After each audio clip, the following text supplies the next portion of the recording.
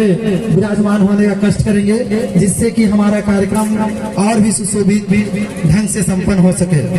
आदरणीय हमारे पंडाल के जस्ट बाएं साइड में हमारे मिशनरी साथी दिख रहे हैं, उनसे भी मैं आग्रह करूंगा, क्योंकि अब धूप क्या है कि करवट ले चुकी है और अब छाया आ चुका है पंडाल के नीचे। तो मैं सभी से आग्रह करूंगा, हमारे प्यारे बच्चे जो पीछे जाके बैठे हैं उनसे भी आग्रह करूंगा कि मंच में आके बैठे। एक बार जोर से नारा लगाएंगे, बोले बाबा साहब भीमराव अम्बेडकर अमर रहे। दोनों हाथ उठा के, क्योंकि आज हमारा गौरवशाली इतिहास रचने जा रही है पत्रापाली की पावन धरा और धरती।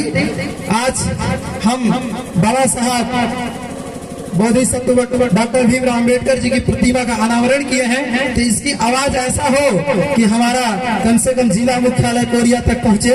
तो दोनों हाथ उठा के मेरी जयकारा को समर्थन करेंगे। बोले बाबा साहब भीमराव अम्बेडकर अमर रहे, बाबा साहब डॉक्टर भीमराव अम्बेडकर अमर रहे। जय जय जय जय जय भीम, जय जय जय जय जय भीम। आइए आज भारत रत्न, विश्व रत्न, नारी समाज के मुक्तिदाता, सिंबल ऑफ नॉलेज, ज्ञान के प्रतीक, हम सबके उद्धारक पिता परम पूज्य बाबा साहब डॉक्टर भीमराव अम्बेडकर जी के 132वीं जयंती के जो यह माह चल रही है, इस अवसर पर ग्राम पंचायत पत्रापाली की इस पावन धरा पर बाबा साहब भीमराव अम्बेडकर जी की सूर्यवंशी महासभा छत्तीसगढ़ की ओर से कोरिया जिला में बाबा साहब की दूसरी प्रतिमा का अनावरण किया गया है। इसकी मैं आप सभी को बहुत बहुत बधाई और शुभकामनाएं देता हूं। आज के मुख्य अतिथि परम सम्मानीय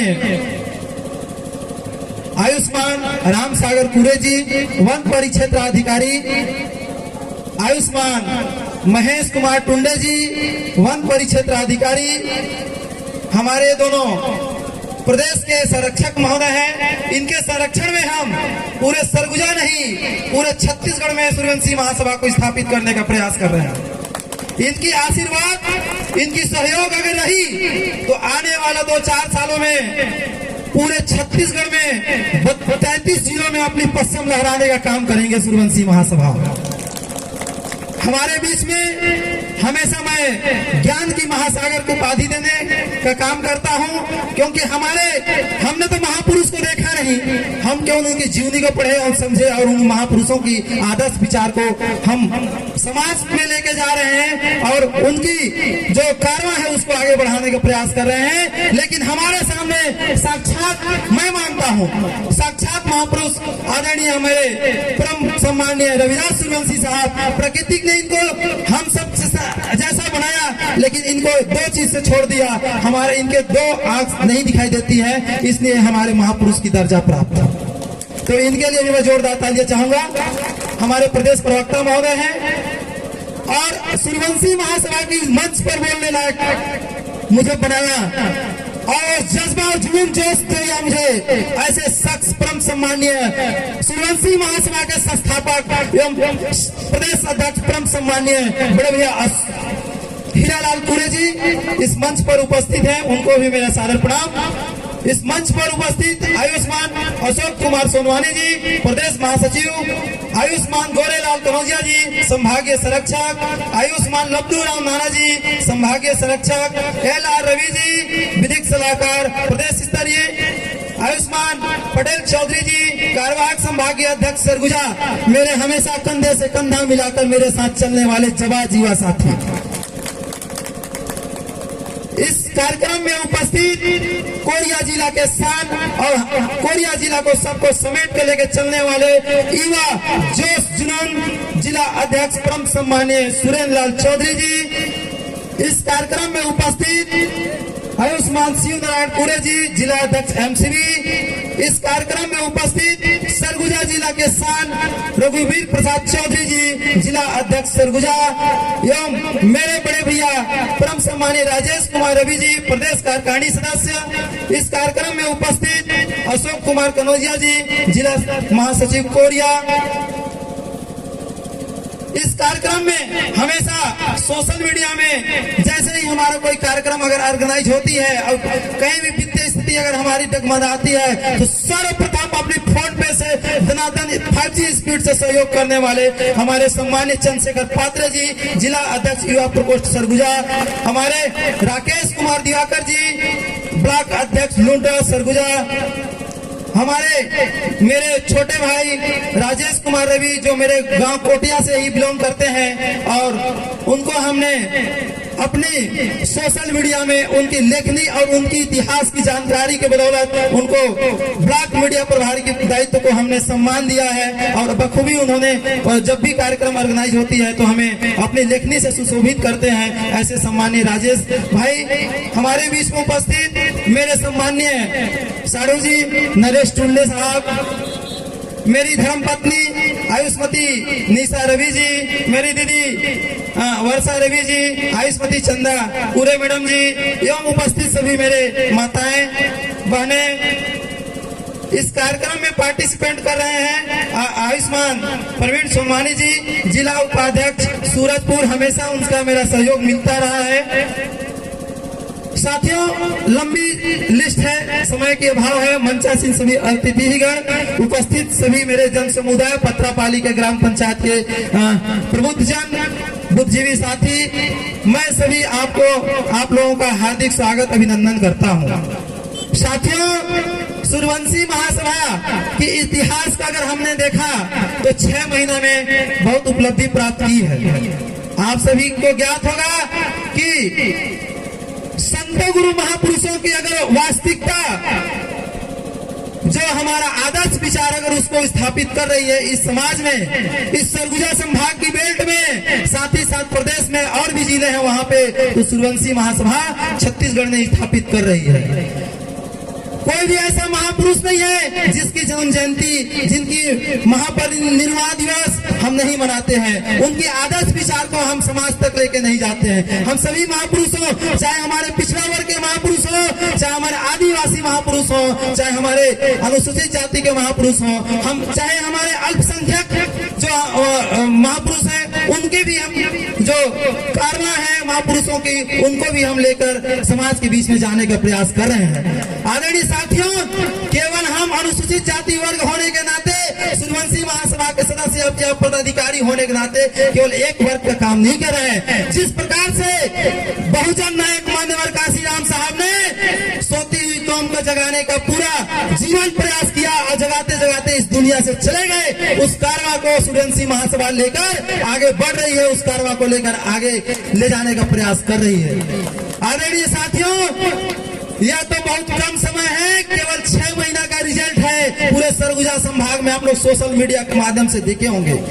अगर आपने 30 अक्टूबर 2022 का जो हमारा प्रथम सुराज सम्मेलन, सामाजिक सुराज सम्मेलन सूर्यवंशी महासभा छत्तीसगढ़ ने आयोजन राजमोहनी देवी भवन अंबिकापुर में किया था, अगर उसमें पार्टिसिपेट किए होंगे, उसमें आप लोग साक्षी बने होंगे, तो उसमें पूरे अंबिकापुर में पूरे प्रदेश के लगभग 3000 के लोग उपस्थित हुए थे। यह सूर्यवंशी महासभा की कारवा है। किसी एक जाति, एक समुदाय की काम नहीं करती है, वो सबको लेके आगे बढ़ने की काम करती है। हमारा संगठन भले ही 6 जाति 7 जातियों को मिला के बनाई गई है, लेकिन हमारा जो सोच है वो दूरदृष्टि की है। हम इस समाज में, बहुजन समाज की जो विचारधारा है, जो संत गुरु महापुरुषों ने जो अपनी विचार दी है, उसको हम स्थापित करने का प्रयास कर रहे हैं। चाहे वो राजनीतिक हो, चाहे शैक्षणिक हो, चाहे सामाजिक हो, हम सभी क्षेत्र में धीरे धीरे आगे बढ़ रहे हैं। आने वाला समय इसकी साक्षी और गवाह होंगे और आप सभी लोग उसके सभी लोग साक्षी बनेंगे।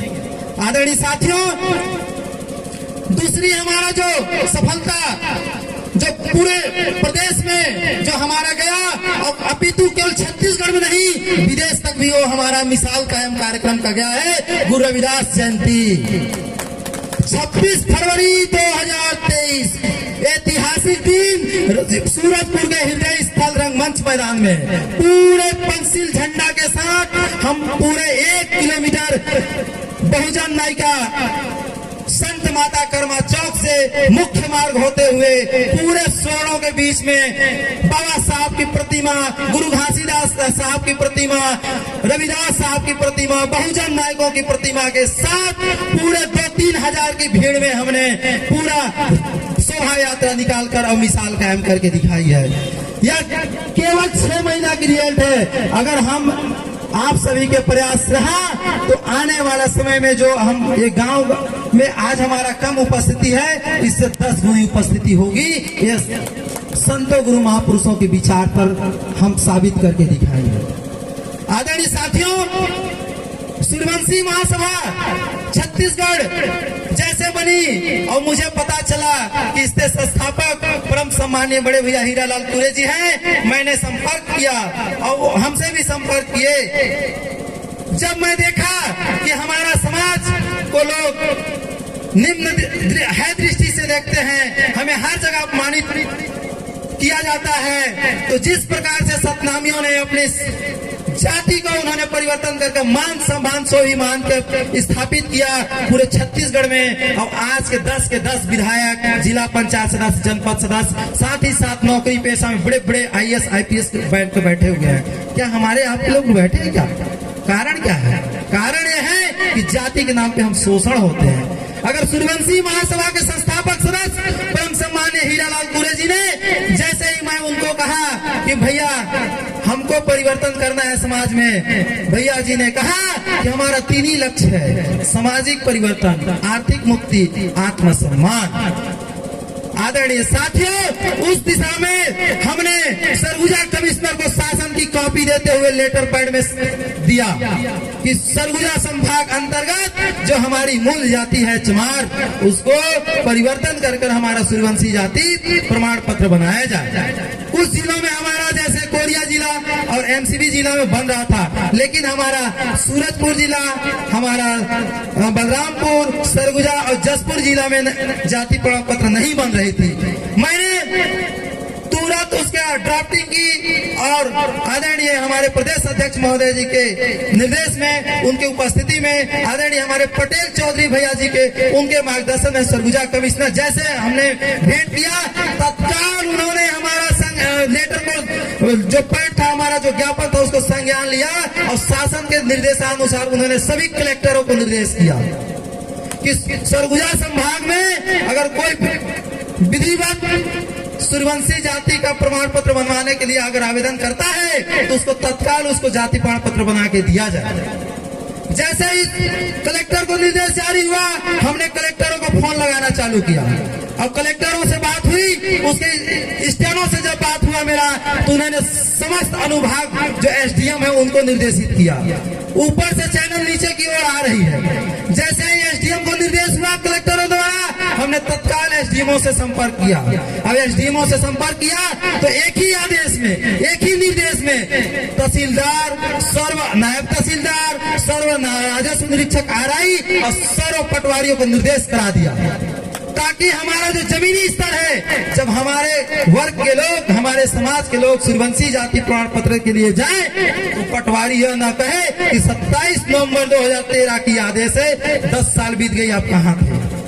क्योंकि मेरे साथ एक घटना घटी थी और मैं इसके भुक्तभोगी था, इसलिए मैं आदरणीय हीरालाल भैया जी के नेतृत्व में सरगुजा कमिश्नर को ज्ञापन सौंपा और उसकी पालन प्रतिवेदन करवाया। और जैसे ही पालन हुआ, निचले स्तर पे अधिकारियों को सर्वप्रथम इस सरगुजा संभाग में सूर्यवंशी महासभा की जाति प्रमाण पत्र बनवाने वाला मैं आदेश कुमार रवि, मैं प्रमाण पत्र नहीं लाया हूँ, लेकिन सोशल मीडिया में पूरा चलाया हूँ मैंने कि देख लो, केवल बात नहीं करता हूँ, उसको स्थापित करके भी दिखाता हूँ। सूर्यवंशी महासभा अपनी कारवां को धीरे धीरे आगे की ओर बढ़ा रही है, लेकिन हैं कुछ लोग तथाकथित लोग हमारे बीच के, जो उनको लगता है कि हम सूर्यवंशी शब्द से उनको चिढ़ हो जाती है। वही लोग SDM, तत्कालीन SDM मनेनगढ़ को आवेदन देते हैं अपने लेटर पैड से और बोलते हैं कि चमार अपमानजनक शब्द है और सूर्यवंशी सम्मानजनक शब्द है उनके लेटर पैड में, लेकिन उनके ही बड़े पदाधिकारी लोग बोलते हैं कि नहीं, ये तो हमारा जाति परिवर्तन करा रहा है, हमारा धर्म परिवर्तन करा रहा है। इन्हीं लोग थे जो पहले जय भीम नमो बुद्धाय बोलने में इनको दिक्कत होती थी, लेकिन आज बड़े बड़े मंचों पर जाके जय भीम बोलते हैं, नमो बुद्धाय बोलते हैं। साथियों, तो दोस्त और दुश्मन को पहचानने की जरूरत है। संतों गुरु महापुरुषों के आदर्श विचार उसको पहचानने की जरूरत है, उसको जानने की जरूरत है कि कौन सही काम कर रहा है, कौन गलत कर रहा है। हम किसी को ये नहीं कह सकते कि आ जाइए हम आपको गले लगाते हैं, हमको आप एक पद दे रहे हैं, अब हमारा काम को आगे बढ़ाइए। हमारा काम को परीक्षण करिए, हमारा काम को निरीक्षण करिए, जानिए, पहचानिए, समझिए, सोचिए, विचारिए, इसके बाद सूर्यवंशी महासभा में आइए। हम धीरे भले हैं, लेकिन स्टेप बाय स्टेप हम जा रहे हैं धीरे धीरे। हम सीधे एक बार सीढ़ी पे छलांग नहीं लगा रहे हैं, हम धीरे धीरे सीढ़ी चल रहे हैं। जिस दिन हमारा सीढ़ी की गिनती होने चालू होगी, जिस दिन हमारा सीढ़ी को लोग पहचानना चालू करेंगे, उस दिन हमारी कारवां आगे बढ़ेगी, क्योंकि हम वास्तव में संतों गुरु महापुरुषों के इस आदर्श विचार को लेकर आगे बढ़ रहे हैं। हम अपना काम को लेके नहीं कि हम आदरणीय हीरालाल भैया जी के काम कर रही कि उनकी अपनी जो काम है उसके निर्देश पर काम नहीं कर रहे हैं। हमारे पास जो महापुरुषों के बड़े बड़े होल्डिंग से फोटो लगी है, उनको काम कर रहे हैं। हम किसी के घर का काम नहीं करवा रहे हैं, हम अपना काम नहीं बोल रहे कि कर दीजिए। संतों गुरु महापुरुषों के जो आदर्श विचार है उसमें काम करने का प्रयास कर रहे हैं। और आने वाला समय में आप सभी देखेंगे कि इस संभाग में नहीं, पूरे छत्तीसगढ़ के 33 जिलों में सूर्यवंशी महासभा मिसाल कायम करके दिखाएगी। आदरणीय साथियों, परम पूज्य बाबा साहब डॉक्टर भीमराव अंबेडकर जी ने हमारे महिलाओं को बहुत सारे अधिकार दिए। हमारे बहुत से महिलाएं बैठी हुई हैं, बहुत सारे लोगों को उनकी जो अधिकार दिया हुआ है, संवैधानिक अधिकार, उनके बारे में उनको पता भी है। लेकिन जिनको पता है वो तो आ जाते हैं, लेकिन जिनको पता नहीं है वो अपने अपने घरों में रहते हैं। तो आदरणीय साथियों, इस मंच के माध्यम से मैं पूरे नारी समाज को कहना चाहता हूं कि आप बाबा साहब भीमराव अंबेडकर जी के संविधान को पढ़िए, और पढ़ने के बाद हिंदी कोड बिल को पढ़िए कि आपको उन्होंने क्या अधिकार दिया। केरल की नंगेली, केरल हमारा देश में है, और हमारा देश में ही केरल के नंगेली का एक इतिहास पढ़ के देख लीजिए। हमारे नारियों के लिए क्या था, ब्लड टेस्ट लगता था, उनको अपना सीना ढकने का भी अधिकार नहीं था, उसका टैक्स देना पड़ता था। नंगेली ने उस अपने दम पे उसको, उस शासनकर्ता जमात जो वहां के राजा था, उसको अपने ब्रेस्ट दोनों को काट कर पात्र में रख दिया था। आप इतिहास पढ़िए, आप जानकारी हासिल करिए, इस देश में आपको क्या बनाया गया था। यही शास्त्र और वेद आपको पैर की जूती कहता था, लेकिन बाबा साहब ने आपको सर से फर्श को ऊंचा किया और पंच से लेकर राष्ट्रपति तक के आपको कुर्सी को बैठा दिया। बड़े बड़े अधिकारी, IAS IPS, बड़े बड़े कर्मचारी, तृतीय फोर्थ सेकंड क्लास के अधिकारी अफसर बन के बैठे हुए हैं, लेकिन हमारे लोग मिशनरी नहीं है। हमारे लोग को पता नहीं है कि बाबा साहब के बदौलत तो हमने आरक्षण पे आ गया, बाबा साहब के बदौलत हमने तो शिक्षा प्राप्त कर ली, हम नौकरी प्राप्त कर ली, लेकिन हमारा उस जो कमाई है, हमारा उसका जो वेतन है, उसको भी हमें अपने समाज को देना है। आरक्षण कैसे बनती है? अनुसूचित जाति जनजाति को 4 प्रकार का आरक्षण प्राप्त है। बाबा साहब ने 4 प्रकार की व्यवस्था बनाई हमारे पुरुष और महिला के लिए। पहला उन्होंने शिक्षा पे अधिकार दिया कि जाओ, मैं आप लोगों को शिक्षा का अधिकार देता हूँ। शिक्षा में अधिकार है, पहली से लेकर 12वीं तक आप पढ़ेंगे, सामान्य पढ़ाई है, सबको पढ़ाई होगी। लेकिन जैसे 12वीं के बाद आप पॉलिटेक्निक करने जाएंगे, मेडिकल क्षेत्र में जाएंगे, इंजीनियरिंग क्षेत्र में जाएंगे, तमाम IT जो है वो शैक्षणिक संस्थाएं वहां पे जाएंगे, तो आपको कोटा आरक्षण है, वहां पे शैक्षणिक आरक्षण है वहां पे कि 10 पद SC का, 20 पद ST का, तो OBC का, ऐसे आरक्षण। शिक्षा में अधिकार दिया उन्होंने, आरक्षण की व्यवस्था बनाई। दूसरा उन्होंने नौकरी पे आरक्षण दिया कि अगर पढ़ लिख के आ गए तो हमारे समाज के लोगों को प्रतिनिधित्व मिलनी चाहिए। ये दूसरा उन्होंने आरक्षण की व्यवस्था बनाई। तीसरा उन्होंने कि समाज में जो लोग हैं, जो पढ़े लिखे लोग जो हैं, जो हमारे शिक्षित लोग हैं, उनकी प्रतिनिधित्व होनी चाहिए। हमारे समाज में जो राजनीतिक क्षेत्र है उसमें उनका अधिकार होनी चाहिए। तो तीसरा उन्होंने राजनीतिक आरक्षण बनाया, जो आज यहाँ पे जो विधायक बनते हैं, सांसद बनते हैं, जिला पंचायत सदस्य बनते हैं, तो उसमें देखिएगा आरक्षण की व्यवस्था है कि अगर बैकुंठपुर में, अगर अभी वर्तमान में यहाँ पे जनरल सीट है विधायक का, लेकिन भरतपुर में चले जाइए आप, वहाँ पे आरक्षित आदिवासी सीट है, प्रतापपुर में आइएगा तो आदिवासी सीट है विधायक का। तो इस प्रकार से हमारा राजनीतिक में आरक्षण मिला। चौथा हमारा आरक्षण कि जब हमारे लोग नौकरी पेशा करने जाएंगे, जब नौकरी करेंगे तो नौकरी में हमारे लोगों का सबसे नीचे सूची में नाम रखता है। मान लीजिए 100 लोगों का 100 पद निकला सहायक ग्रेड 3 की बाबू का। अब उसमें 10 पद 12 पद हमारा है एससी कैटेगरी का, क्योंकि 12% आरक्षण है। 32% आरक्षण आदिवासी का, 32 सीट उनकी हो गई। ओबीसी की 14% सीट में 14 सीट उनकी हो गई, और बाकी जितना सीट बचा वो स्वर्ण के लिए जो आरक्षित है। तो हमारा जब भर्ती होती है तो भर्ती में देखिएगा सब उच्च वर्ग के लोग टॉप में रहते हैं, हमारे लोग आरक्षण की वजह से नीचे आ जाते हैं। तो बाबा साहब ने व्यवस्था बनाई कि जो टॉप के लोग जो है उनकी प्रमोशन तो हो जाएगी, 5 साल 10 साल बाद उनकी प्रमोशन हो जाएगी, तो हमारे लोग तो छूट जाएंगे। तो उन्होंने पदोन्नति में आरक्षण दिया, पदोन्नति में आरक्षण दिया। तो उन्होंने जो नीचे जैसे अगर 20 पद की प्रमोशन करना है तो 3 सीट एससी का, 6 सीट एसटी का, ओबीसी को पदोन्नति में आरक्षण नहीं मिलती है, केवल 2 ही वर्ग को मिलता है। तो जो नीचे के लोग जो है 3 लोग हमारे लोग, भले उसका 99 नंबर में नाम रहेगा 100 नंबर में, लेकिन अगर 3 लोगों को लेना है तो उनको उठा के ऊपर में ले जाते हैं, तो उनको पदोन्नति में आरक्षण मिली। उसी प्रकार एसटी को भी मिला। इससे यह फायदा है कि जो पद में आज मान लीजिए बाबू का पद है, बाबू का पद से सहायक ग्रेड 2 में जाएगा, सहायक ग्रेड 3 से सहायक ग्रेड 2 में जाएगा, तो सहायक ग्रेड 3 का जो पद छोड़ेगा हमारा वर्ग के लोग, उसमें हमारे बेरोजगार युवा लोगों को मौका मिलेगा। इस चीज को बहुत लोगों को पता नहीं होता है कि जो पद छोड़ा, बाबा साहब ने व्यवस्था कैसे बनाई कि अगर वो पद छोड़ के प्रमोशन होता है और जो पद खाली होगा तो पद हमारे लोग से ही भरा जाएगा, उसको बैकलॉग पद बोला जाता है। तो साथियों, हम ऐसी विचारधारा जो हमारे महापुरुषों ने जो संवैधानिक विचारधारा दिया है, संवैधानिक अधिकार दिया है, उसको लेकर हम समाज के बीच में जा रहे हैं। यही सूर्यवंशी महासभा का कारवा है, यही सर्व सूर्यवंशी महासभा का सामाजिक परिवर्तन है, आर्थिक मुक्ति है, आत्मसम्मान है। समय के अभाव है, बहुत सारा अभिवक्ताओं की लाइन लगी हुई है, वो भी अपना बात रखेंगे। मैं थोड़ा सा पे बैक टू सोसाइटी, ये महत्वपूर्ण हमारा है, क्योंकि हम जब भी कार्य करते हैं तो हमें वित्तीय स्थिति से जूझना पड़ता है। अब बाबा साहब भीमराव अम्बेडकर जी ने 1956 में एक उद्बोधन दिए थे और लिखित उनकी प्रमाण भी है कि जो कोई भी आरक्षण कोटा से आएंगे, जो कोई भी शैक्षणिक हमारा जो संवैधानिक अधिकार तो उन्होंने दिया, अगर वो अधिकार नहीं देते हम पढ़ लिख भी नहीं पाते, तो चाहे वो जनरल सीट से भर्ती हो, चाहे वो आरक्षित सीट से भर्ती हो, तो उनकी ये जिम्मेदारी है कि अपनी नौकरी का 20वां हिस्सा यानी 5% बाबा साहब ने लिखित दिया है।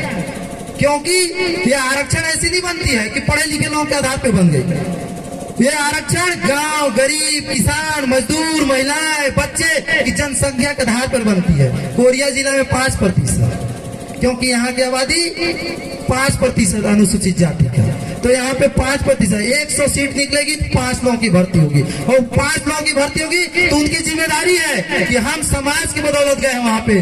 पढ़ लिख के काबिलियत तो है उसका, लेकिन इतना ही है तो जनरल सीट में फाइट करके दिखाओ। तो अगर वो आरक्षित सीट से जाता है तो उसकी सामाजिक जिम्मेदारी बनता है कि मैं पे बैक टू सोसाइटी दूं, क्योंकि उन्होंने कहा था बाबा साहब ने कि जो भी अगर आरक्षण के दम पे नौकरी में आएगा वो हमारे समाज के उत्थान के लिए अपने नौकरी का 20वां हिस्सा यानी 5% दान करेगा, और 19% अपना स्वयं का, अपने परिवार का भरण पोषण में यूज करेगा। लेकिन हमारे लोग क्या है, 100% यूज करते हैं अपने बच्चों में, अपने बीवी में, अपने प्रॉपर्टी में, अपने परिवार में। मैं कहता हूँ आप कितनी प्रॉपर्टी बनाइए, लेकिन आपकी सामाजिक जिम्मेदारी भी है कि आप 5% नहीं दे सकते तो कम से कम आधा प्रतिशत तो दीजिए। अगर 10,000 की नौकरी है तो 50 रुपया देने में क्या दिक्कत है आपको? अगर 20,000 की नौकरी है तो 100 रुपया देने में क्या दिक्कत है आपको? और यह कारवा हमें निरंतर अनावरत प्रत्येक महीना बेमांगे हमको देना चाहिए, बिना पूछे हमको देना चाहिए समाज को, जिस समाज से हम जुड़ के काम कर रहे हैं। अगर हमारे पास पेबैक सोसाइटी नहीं रहेगी, हमारे पास वित्तीय स्थिति नहीं होगी, हमारे पास फाइनेंस नहीं होगा, तो हम इतना बड़ा मंच कहां से लगाएंगे? इतना बड़ा मंच नहीं लगाएंगे तो संतों गुरु महापुरुषों का आदर्श विचारों से कैसे बता पाएंगे? अभी यहाँ पे जो कार्यक्रम ऑर्गेनाइज हुआ, 35,000 40,000 रुपए की केवल मूर्ति आई है, हमारा बाबा साहब की प्रतिमा आई है, वहां से लखनऊ से लाया गया है। लखनऊ से लाने ले जाने और ट्रांसपोर्टिंग खर्च लगी है, इतना बड़ा टेंट पंडाल लगी हुई है, खाना व्यवस्था हुई है, तो कहां से कोई एक जने तो कर नहीं सकता, इतना बड़ा संबल तो कोई है नहीं। हमारे पास तो धरना सेठ लोग है नहीं, हम तो शोषित पीड़ित वर्ग लोग हैं। हम 1-2 रुपया 5-5 10-10 50 100 100 200 500 1000 रुपया ऐसे करके पे बैक टू सोसाइटी करना है। तो आदरणीय साथियों, हमारे पढ़े लिखे वर्ग के जितने भी साथी हैं, चाहे वो नौकरी कर रहे हैं, नहीं कर रहे हैं, तो कुछ कमा रहे हैं, तो उनसे भी मेरा आग्रह है। साथ ही साथ हमारा व्यापारी लाइन में जो लोग हैं, दुकानदारी में जो लोग हैं, उनसे भी मैं आग्रह करूंगा, वो भी 100 200 500 400 ऐसे पर मंथ हमारा सूर्यवंशी महासभा छत्तीसगढ़ को वो सहयोग प्रदान करें, जिससे कि इससे भी बड़ा हम मंच, इससे भी बड़ा हम मूर्ति इस सरगुजा संभाग में स्थापित करें। तो यही हमारा संतों गुरु महापुरुषों का आदर्श विचार लेकर हम सूर्यवंशी महासभा की कार्रवाई को आगे बढ़ा रहे हैं। आदरणीय साथियों, अभी तक इस 6 महीना में सूर्यवंशी महासभा ने 2 बाबा साहब की प्रतिमा का अनावरण किया। पहला संविधान दिवस 6 दिसंबर कदरेवा वहां पे हमने स्थापित किया, और आज पत्रपाली की इस पावन धरा पे स्थापित किए। आने वाला समय में कहीं ऐसा न हो कि हम पुनः किसी गांव में, किसी शहर में हम पुनः स्थापित करेंगे। और इस मंच के माध्यम से मैं कहना चाहता हूँ आदरणीय साथियों कि मेरे जो नौकरी पेशा वर्ग के लोग हैं, 35-40 हजार रुपये कोई बहुत बड़ी राशि नहीं होती है। 5-5 जन 10-10 जन मिल के आप सहयोग करिए, हम आप लोगों के सहयोग से बदौलत महापुरुषों के यहाँ पे स्थापित करने का प्रयास करेंगे। तो समय के अभाव है, वो बोलना बहुत कुछ है, लेकिन मैं अपनी वाणी को यही विराम देता हूँ। आप सभी ने मेरी बातों को धैर्यता पूर्वक सुना, उसके लिए बहुत बहुत धन्यवाद, साधुवाद। आप सभी को सादर जय भीम, जय संविधान।